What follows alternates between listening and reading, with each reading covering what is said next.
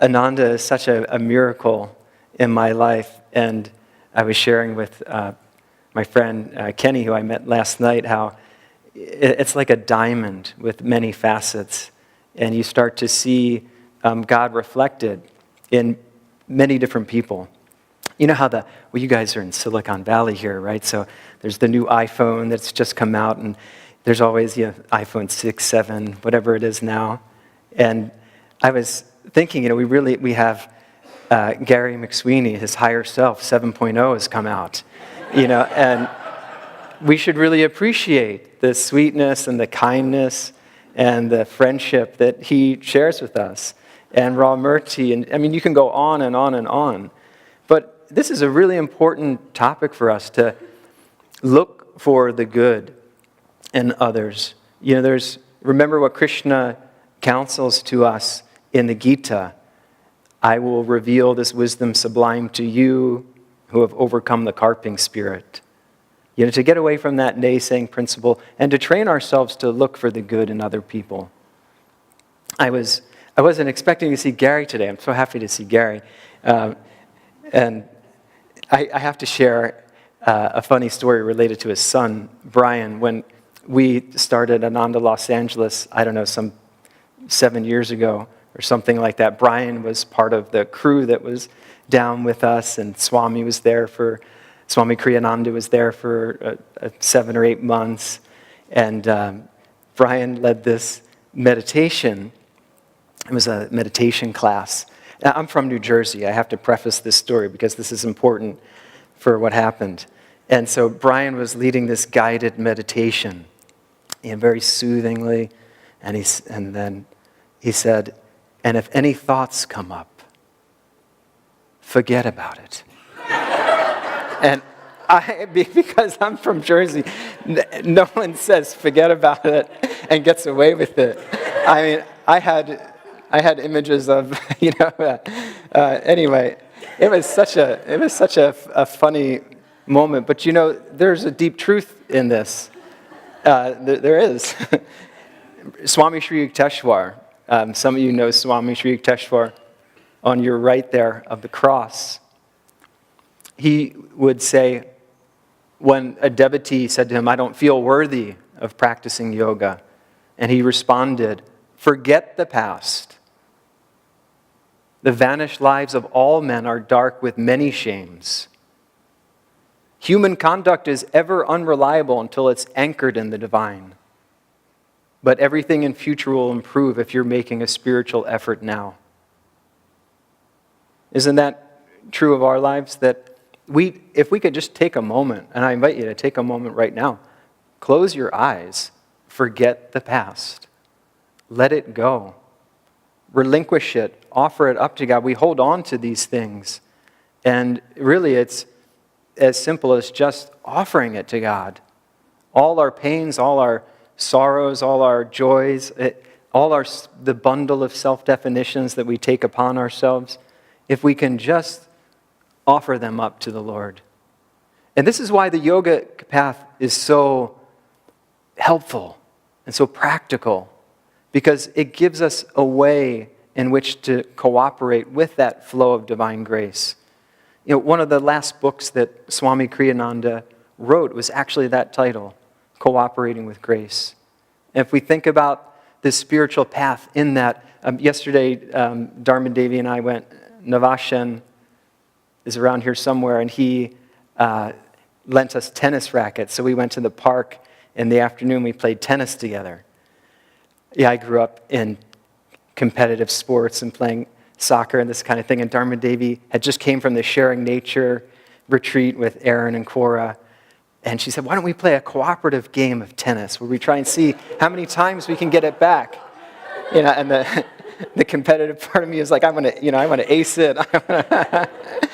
But we did, and it was so much fun to cooperate together, to play together. Why can't we play together with Divine Mother? Why can't we play together with her? You know how loving your loved ones are. Can you imagine how much God loves you? That French saint Swami used to quote often, "If you knew how much God loved you, you would die for joy." We cannot fathom with our mind. That's why we need to open the cup of our heart. Open the wisdom of our heart to receive that grace. And this again is where Kriya Yoga and these techniques can be so incredibly powerful when they are married with the heart. I should take a moment to embarrass myself. This was a Catholic church, and it reminded me of I grew up in Roman Catholic Church, and I just don't think organized religion was for me from the get-go, because I just got it wrong at an early age. When I was 8 years old, you go through your first confession and your first communion at the same time. And so this is the Judeo-Christian background, of sin and guilt. Well, it's first confession, so I needed sins. So I had stolen some bubble gum, and I think I had said some curse words. So I was like, okay, I've got my sins, I'm going in. And it was one of the old school confessionals, and so I did it, and it wasn't that bad. I thought, okay, I no problem. But I came out of the confessional. My mother was there waiting for me, and her jaw was like on the floor. And she said, "Philip, the next time you do your confession, you must be more quiet. The whole church heard your sins." I kid you not. And then shortly, just a couple weeks after that, my first communion, I don't know what happened, but I dropped it. And I had to pick it up off the floor. I am not kidding you. So this happened to me. But the truth is what Swami Shankaracharya said, that ritual cannot free you from ignorance, right? In the West here, going to church on Sundays cannot free you. Doing puja in India cannot free you. What he said is realized knowledge alone destroys ignorance. We need that living water, don't we? This is Lahiri Mahashaya. It was his birthday yesterday. It was his Mahasamadhi on Tuesday. Those of you who don't know Lahiri, he's on the left of the cross. And Lahiri Yogananda called him the Yogavatar, the incarnation of yoga.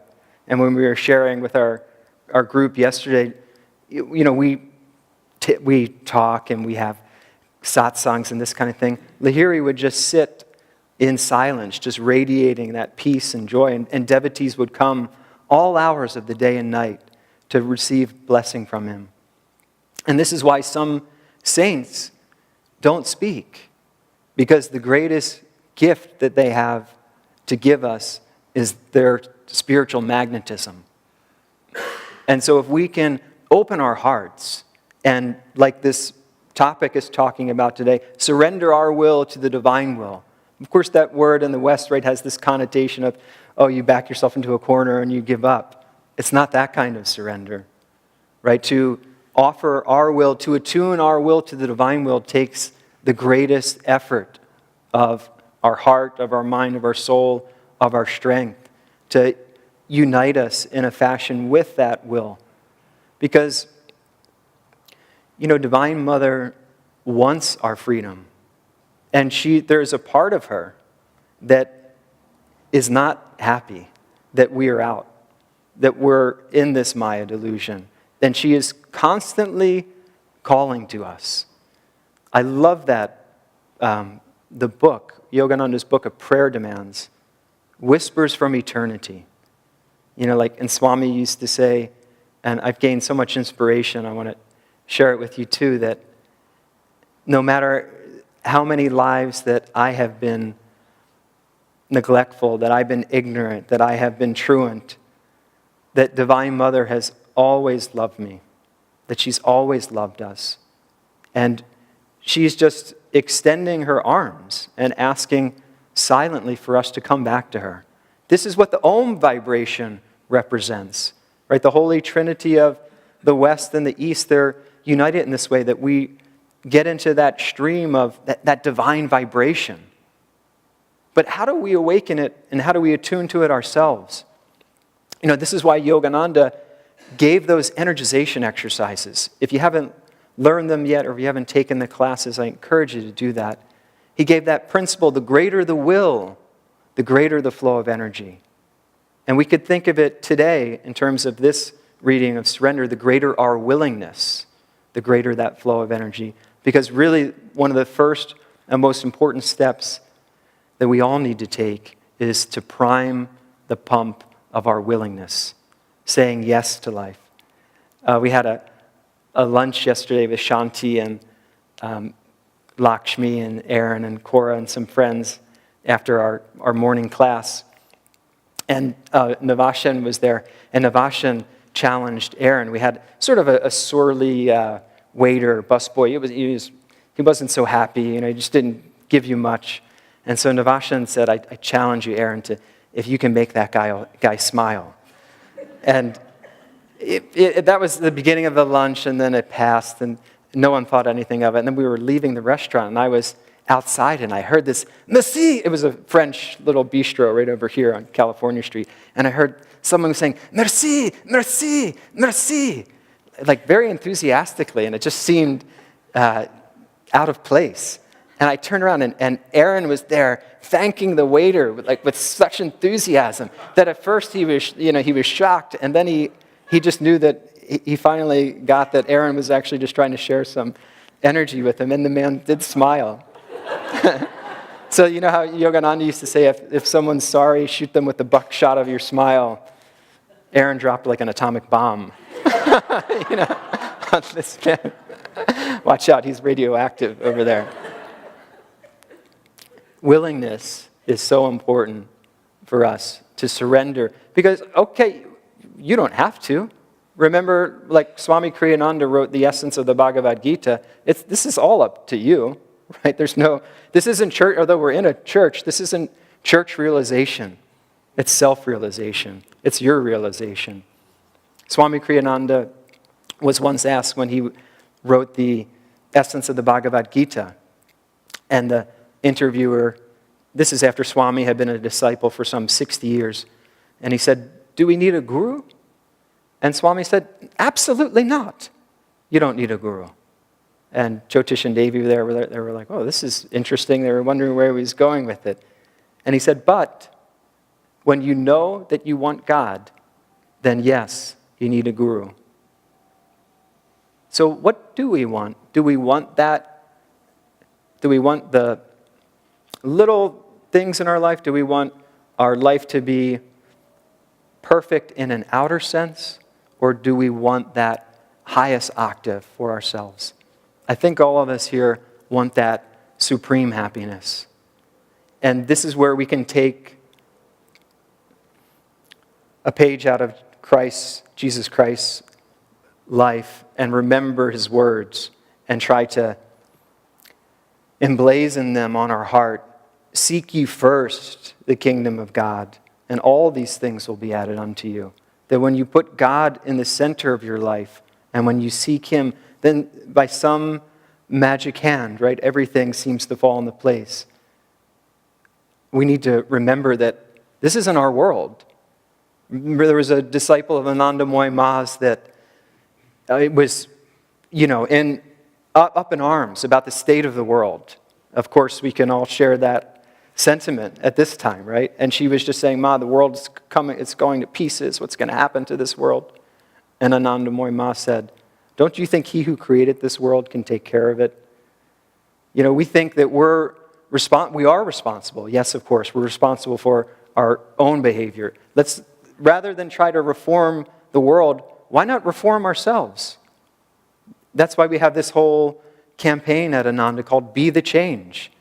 That we're tired of it. We're all tired of it. We're tired of the news, the noise. So what is the answer? Rather than being tempted by that restlessness, why not turn within and put God first in your life and bring that healing balm of calmness, of peace, of his love, of his joy. Let that saturate your being. Then go about your activities. We're not going to be monks and nuns, right? We're in the world. We have families. We have jobs. We have responsibilities. we can have God, we can place Him first in our hearts, can't we? And when we do that, there's just some way that our life not mysteriously, it changes. Doesn't it? It changes, and because we're seeking first that invisible presence that supports all these other things. Why not, like Yogananda said, rather than tour the gardens, rather than go to the beautiful bedroom, why not go and see the King and let Him take you around the kingdom? It's an elegantly simple way to organize your life. I wanted to share a story because it was Lahiri Mahashai's Remembrance Week in a way. And this was back in his day, I don't know, around 1900 or something like that. And there was a man, a poor man, humble man in Bengal, and he was a bricklayer. He had a family, he had a wife, he had children, and he worked very hard for his family. And even though he didn't have much, he was very generous spirit. If there were other people that didn't have much, he would always find a way to give to another family or friends or someone that was in need. He found a way to give. And one day he was working, and he was on his break, and he was down by the Ganges, and he was thinking of Ma Ganga, which in India, represents like Divine Mother, that the Shakti, the energy that comes into the world. And he felt something that was incomplete in his heart, something that was missing. And he couldn't put his finger on it. He didn't know what it was or why he was feeling this inadequacy. And just all of a sudden, he just felt almost this magnetic pull. And he got up and he just started walking. He walked away from his job site. He walked away from that village in Bengal. He walked through the country. He walked all the way to the big city, Calcutta, to the railroad station there. And he had just a few rupees in his pocket.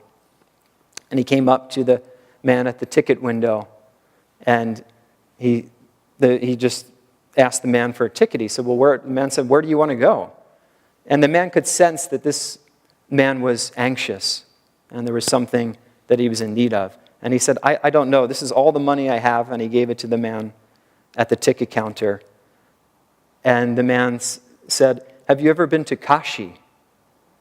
Which is also known as Varanasi. Kashi means the city of light. And he said, "No." And he said, "I'll get you a ticket to Kashi. Lord Shiva will help you when you get there." And so he embarked on this train ride, which at that time was many days in that day. So it took him a number of days, and he was hungry and dirty and dusty and alone, and yet somehow he felt propelled by this seeming happenstance upon Kashi. And so he heard that when he got there, there was a part of Calcutta, a part of Varanasi, that there was a Bengal section. And so since he was from Bengal, he felt drawn to that section. And if you've ever been, some of you maybe have been to Varanasi, there's these little back alleys, very, very narrow. And he just found himself in this one little narrow alley walking, and all of a sudden this man popped out of a home there. This looked like this angelic being, kind, and he said, "Please come into my home." And he was so hungry and tired that he accepted this man's offer. And he said, Who are you?" He said, "Well, please just first rest and shower, bathe yourself, and then I'll feed you. And then we can have time together." And after he took his rest and he came out, the man introduced himself, and it was Lahiri Mahashai. And he had magnetically drawn his devotee to him when he was ready. When the fruit is ripe, it falls from the tree. All of our hearts are ripe for God. And we don't want the talks anymore. We don't want to read about it anymore. We want to experience it. So like Lahiri Mahashai said, let's clear that theological debris, exchange speculation for actual direct God contact and perception. Allow that living water to flow into your life, and you'll be changed forever and forever in Him. God bless you.